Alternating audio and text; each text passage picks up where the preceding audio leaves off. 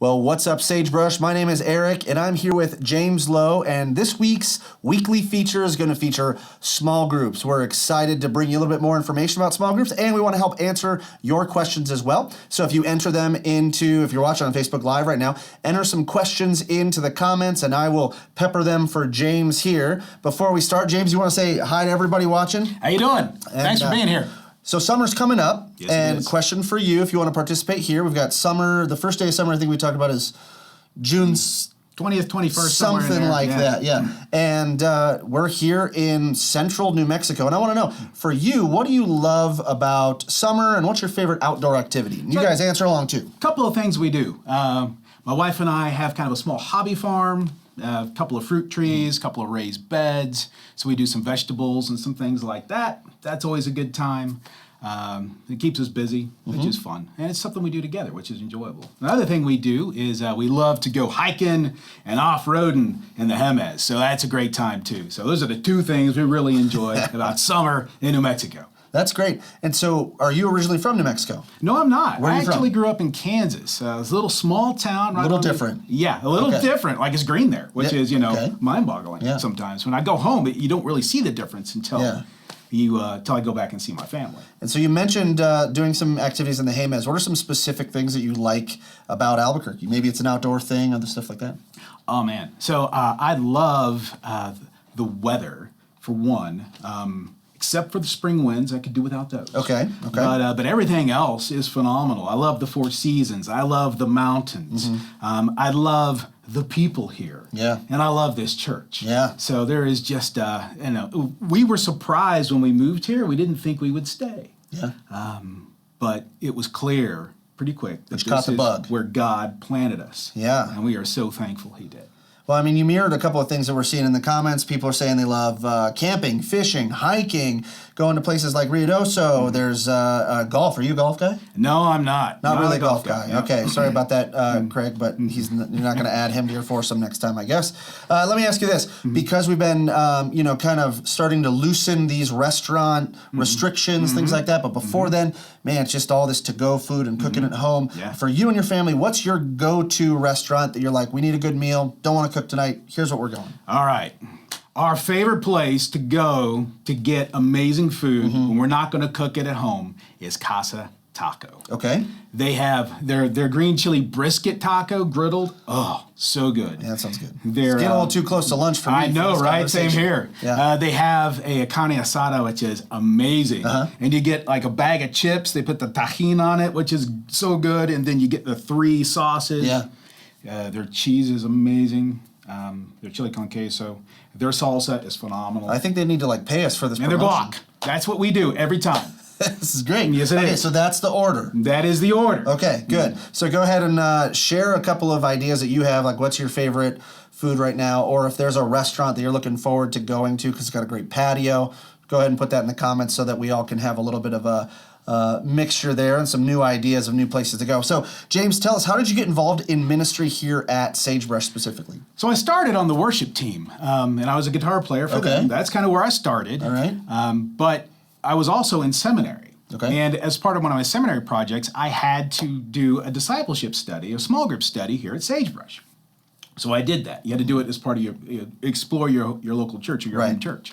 So I did that. And in that process, I got to meet the small groups team. And they invited me on a little later to come on and do small group mentoring. And that was my first initial start here as far as serving people and serving leaders. Sure. Then there was a restructure that occurred back in 2016, and it was just as I was retiring from the Air Force. It was a great time for me to come on and actually start working as part of the small groups team, start serving our leaders and helping them. And doing what I could to move the small groups ministry forward. And so now you are leading kind of all the marriage stuff and everything small groups. Yes, sir. Is that correct? Okay, That's so why don't you let us know, if you've been watching us for any amount of time, you should know that we talk about small groups all of the time because we are a church of small groups and we love groups. But you might be sitting out there thinking I don't really know what they're about, anything else like that. So James, can you tell us, what are small groups about? Why are they so important to us here at the church? Yeah, absolutely. So small groups are about life change. And we believe that life change happens best in the context are in a small group. And that's true. We've seen it. I've seen it in my life. We've seen it in others. There are just so many stories of that.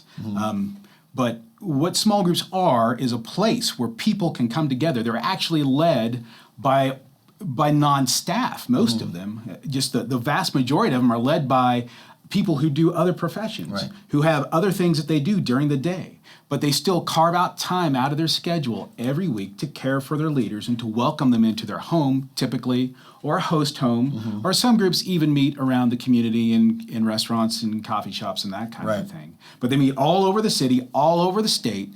Every night or every day of the week, we have something going on as far as groups. We also meet in churches or in our campuses from time to time as well.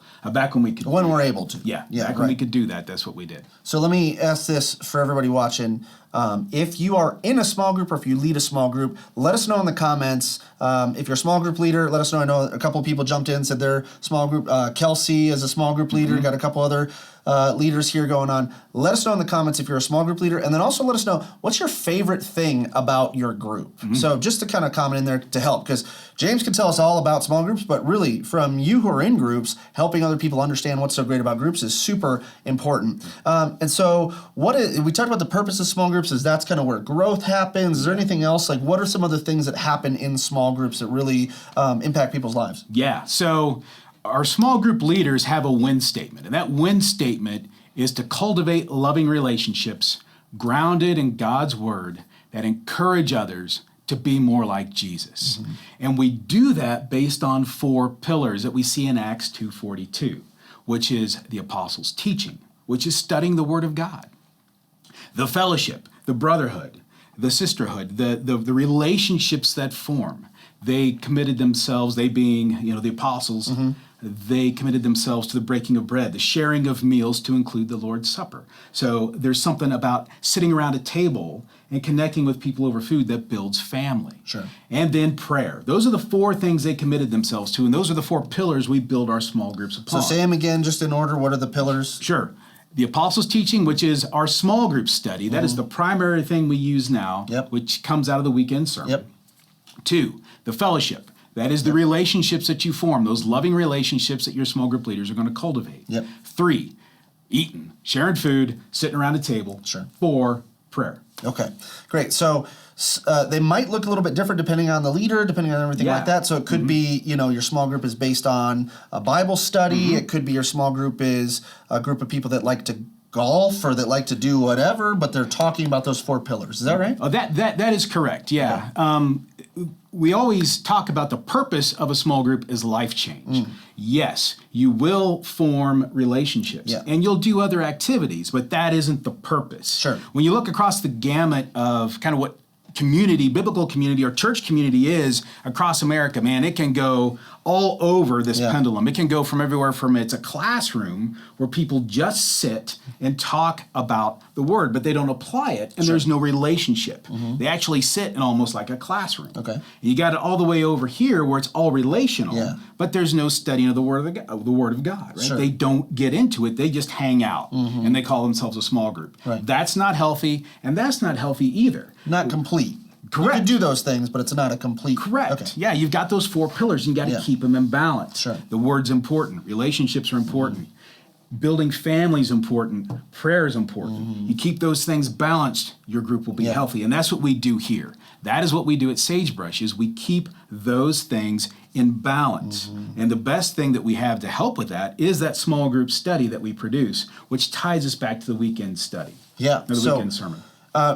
So what I heard is, in there, it's not complicated. Correct. It's essentially, there's those 4 pillars, and as long as you agree to those things, you've got those, how they look might be a little bit different here and there, and how much time devoted to each one. There's a balance there, but obviously having those pieces are there. So you talked about the main purpose being about life change. Yes, sir. What are some of the things that, do you have any stories or examples of how life changes actually happen in small groups? Is this something because here's what I know. Sometimes we just talk about it where it's like, oh yeah, life change happens in small groups. And then people are sitting there going, well, prove it. I don't really know that that's true. What are some stories or examples that you have? So right before COVID hit, we had a re-engage class that had just a re-engaged group that had just ended.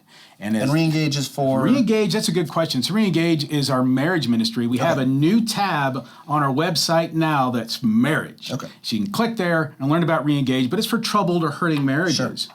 And that's great because we're in a marriage series right now. Yeah, right? But so tell us what the life change was in that group. Yeah, so what they did through the course of that time together in re-engage, that marriage went from broken and dying and on the verge of ending to being restored. Wow. And at the other side of that, they had as the group had concluded, they held a recommittal ceremony for that couple. And they got together and they redid their vows and they recommitted their marriage. That's amazing. But the biggest part of this was their 12-year-old son okay. who wanted to be part of this recommittal. And what this kid said blew my mind. Okay. And what he said was, a year ago, 6 months ago, I would have said their marriage is done. This family is ending. It's going to be over. I saw no way for them to be brought together. They were just that far apart. There was no love, no compassion, no empathy, no nothing. So, but I've seen God move in my parents' life. Right. And he has brought them back together. And we'll never be the same. That's and awesome. I'll never be the same. Yeah. So not only did it impact them, it impacted their kid, which is just incredible. And I think that's probably a story that is told over and over in groups where it's not just the one person maybe is in a group and they're sharing something, but that has an impact on others in the group. And so you have this domino effect of life change, right? Absolutely. Absolutely. Exactly. And, what I've seen, too, here in the comments is we're already seeing people getting connected with others that are asking for groups. So if you're there and you're watching, maybe you're not commenting, just hop in the comments and just say, hey, I'm looking for a small group. Let us know where you're at. There's links. Andrew and George and some other people have been posting the links on how to get to some of our small groups, but just pop in there, too. And on the other side, if you are part of a small group and you've seen some life change happen in your small group, let us know about it. Put it in the comments because we want to hear about it. Yes. We want to celebrate that as well. Yeah. And so, purpose is life change. You talked a little bit about the small group curriculum. And so I want to transition to what if somebody is thinking about leading a small group? Yeah. Because that can seem very intimidating. I might go, hey, I want to be a part of a group and I just can't find the right thing and everything. What are the qualities you need to be a life group leader? How tough is it? And what are some of the resources we provide for them? Yeah, that's a great question. So if you're thinking of becoming a small group leader, know this. You're joining a team of exceptional, fantastic, phenomenal leaders who take care of their people like I've never seen before. Yeah. I mean, our leaders are just so phenomenal.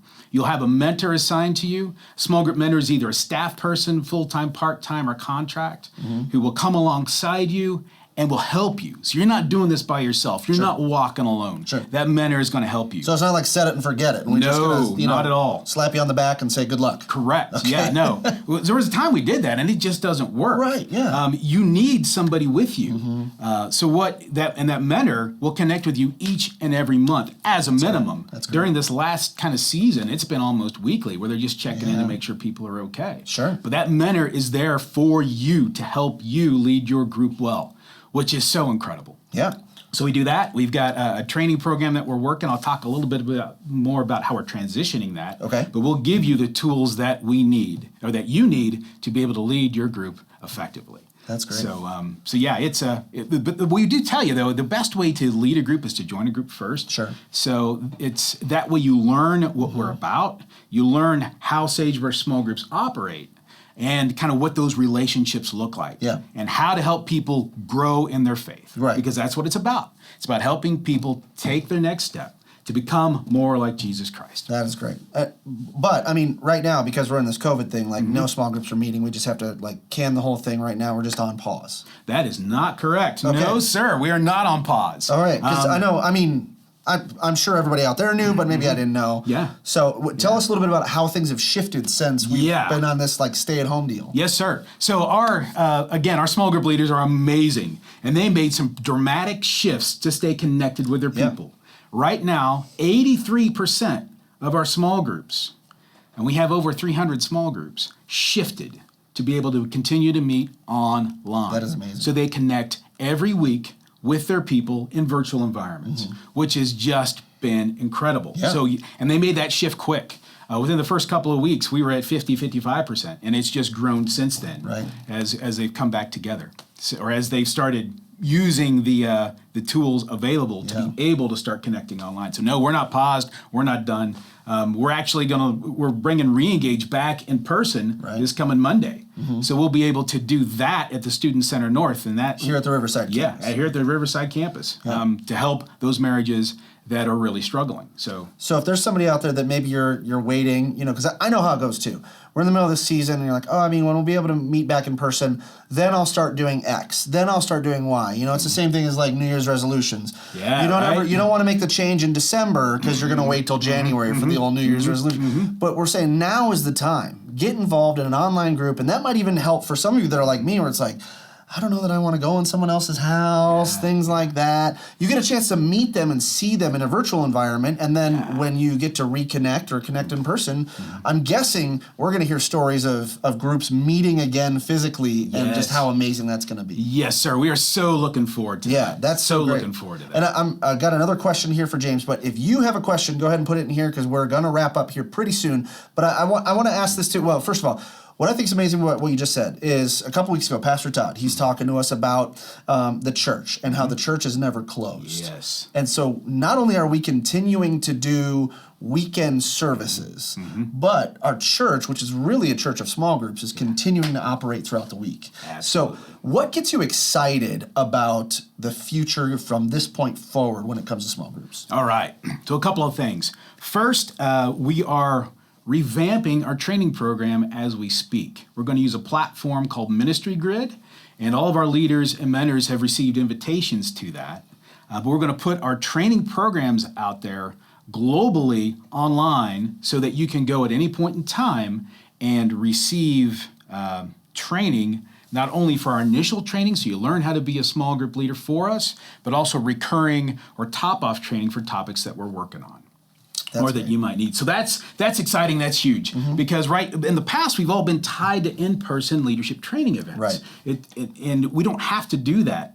The apprenticeship you get with your small group leader in the group. Right. The training piece and the equipping, the tools can be provided online. And if we could shift every single elementary, junior high, and high school student to learn online over the past couple of months, why can't we do it for a bunch of adults who need to learn ministry stuff like this too? Yes, sir. Absolutely. Yeah, that is great. And so, go ahead. Yeah, there's another piece too, and this is coming back and meeting together in person once the restrictions are lifted and we can actually start meeting together in homes. So that is huge too. We are excited and ready to be able to start meeting in homes again. And it's kind of both sides too. We come back in person, you're excited to meet in homes, but I'm already seeing people that are commenting here saying, if you are looking for someone in a small group outside of New Mexico or Belize or the areas that we serve, we're also seeing small groups launch kind of nationwide, even worldwide a little bit, right? Yes, sir. Yeah, we're working on that right now. We do have some online groups that are going to stay online. As we continue. They've just found, some of them are first responders, right? So their schedules are always shifting, so that makes it hard for them to be present, but they can usually dial in. So there's some of those that are going to be there, and we'll have, we're working now to recruit some leaders out of a large Facebook group that we've been having. That's great. Sagebrush Online. Yep. And those are going to launch as online groups only to be able to connect people globally into community so that they can experience the life change that so many of us have experienced. And that's awesome. And so really taking the message, taking the connection, being able to do that anywhere, anytime. I mean, as unfortunate as a lot of the situations that are going on with stay-at-home orders and things that have really shifted over the past couple of weeks, I mean, if you guys have been tuning into our weekly features, you know that what we've seen is people continuing to use the gifts that God has given us, blessed us with technology. Yes. I mean, kind of like for such a time as this right now that he said, hey, we've got Zoom, we've got all these other things to meet virtually. Yeah, exactly. That's awesome. If there's anybody out there that's on the fence, right, in the back of their mind, they're going, I've said I've got to join a small group. What would you tell them? I would say, I get it. I was that way too. When I was first getting into community, I was actually in Germany at the time, and I was hesitant. I was part of a worship team, and those guys got together on Friday nights, and I didn't want to do it. I'm like, I'm fine. I'm in church. I'm saved. I'm good. Really, I mean, that's what was going through my head at the time. But they were persistent. And I thank you guys so much for being persistent, because I finally went. Like, all right, fine, I'll check it out. And man, it transformed me, dude. It was so good. Yeah. I learned so much. I learned about relational ministry, which I had never really encountered before. I learned how to read the Bible and how to interpret and how to interpret it and how to actually to dive into it so that it comes alive. I learned how to lead worship. I learned what this thing called community really is. I made some of the best friends I've ever had, people I'm still connected with today, and that was over 10 years ago. Yeah.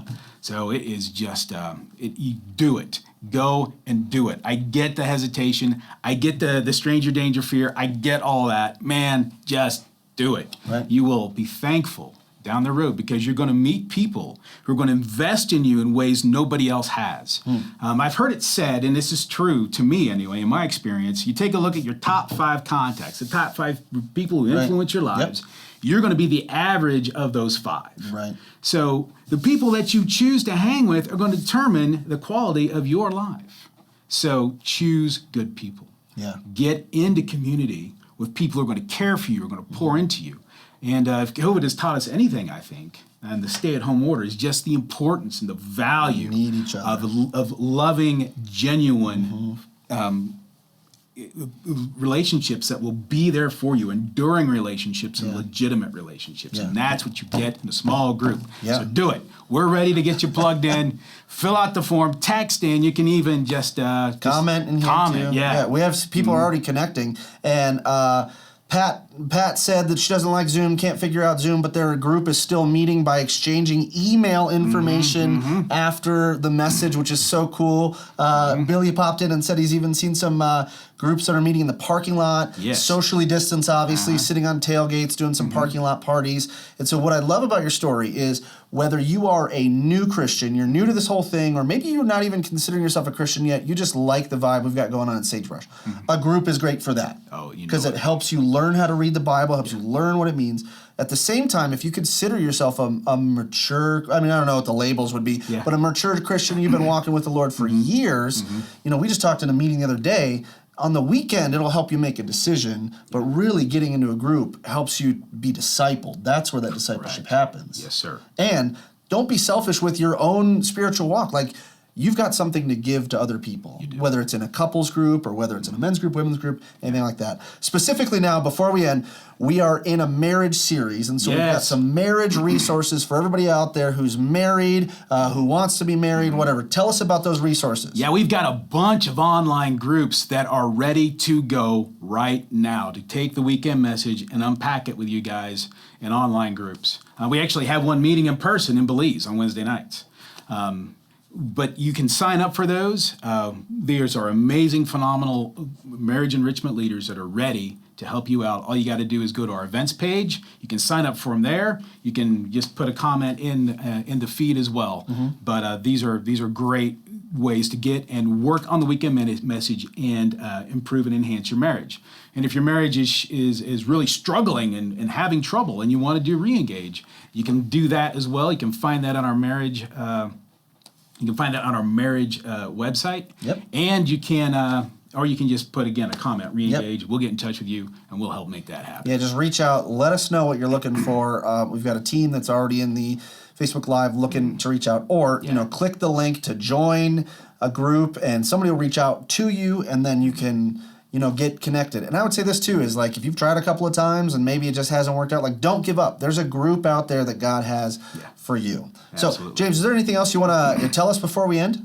So I just want to praise my leaders. So our small group leaders are just such incredible servants, such incredible leaders. They made an incredible, massive transition to get from meeting in person to meeting online. They did it quick. They have been investing in their people and taking care of their people and helping their people through an incredibly tumultuous and dramatic time. I mean, it has been a hard season, and it still continues to be. But our leaders have been there. We have lost just a very few number of groups that have imploded or collapsed because of this. They have stayed strong, they have stayed faithful, and they have served their people in amazing ways. So I just want to say thank you to my leaders, to my directors, to the mentors who are out there walking with these leaders. You guys are an amazing team. It is my honor my privilege to serve you guys. Well, I don't think I can say it any better. On behalf of James, I just want to say thank you to all of you for tuning in. Get into a group, and then make sure you join us tomorrow as we bring you Sagebrush News. We've got a special story for you as well on some of the things that are going on in the healthcare industry as well. So, James, thanks for being with us. All of you, thanks for being a part of our groups, and we will see you tomorrow.